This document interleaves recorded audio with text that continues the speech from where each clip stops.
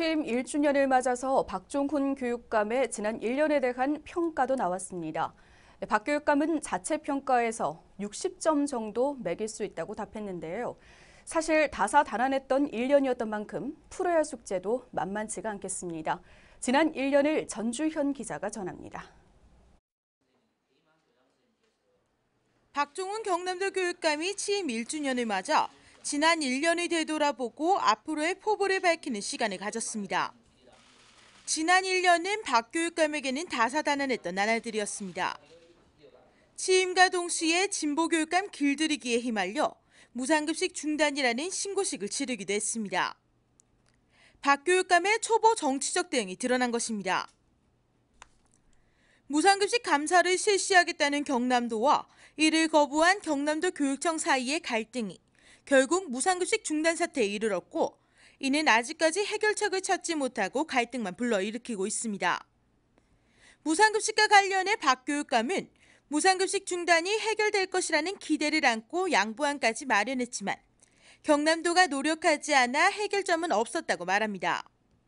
우리가 가지고 있는 안에 있어서는 적어도 이 정도의 양보할 의사가 있었다는 데 대해서 도청은 전혀 양보가 없었다는 것이 협상에 과연 참여한 의미가 무엇인가라는 데 대해서 지적을 하지 않을 수 없고, 또 박 교육감은 취임 이후 일반고 역량 강화를 위해 고입선발고사 폐지와 고입 배정 방법을 개선하면서 성적이 우수한 학생들이 일부 학교에 집중되는 병폐도 개선했습니다.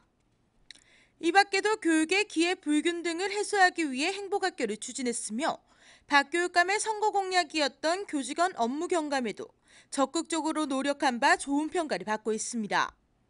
하지만 무상급식 중단이라는 복병이 닥쳐 박 교육감의 교육 혁신에 조금 더딘 속도를 가면서 부족한 정치적 역량을 드러내기도 했습니다.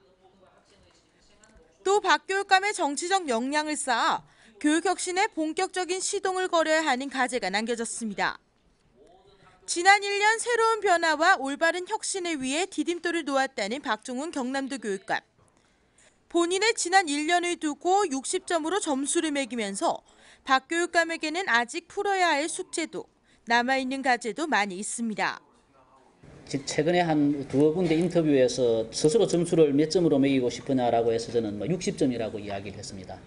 낙제점과 그 경계선이라고 제가 말씀을 드렸는데, 그 말씀은 그만큼 제가 아쉬운 게 많았다는 이야기일 수 있습니다.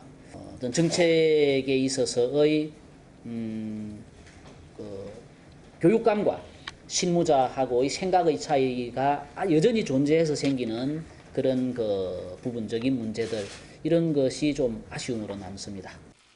이제 학교 현장에 집중하겠다는 박종훈 경남도 교육감. 앞으로 남은 임기 동안 어떠한 정치적 역량을 보여줄 것인지, 진보 교육감의 교육 행정은 어떠할지 앞으로의 행보에 기대를 모으고 있습니다. 하나뉴스 전주현입니다.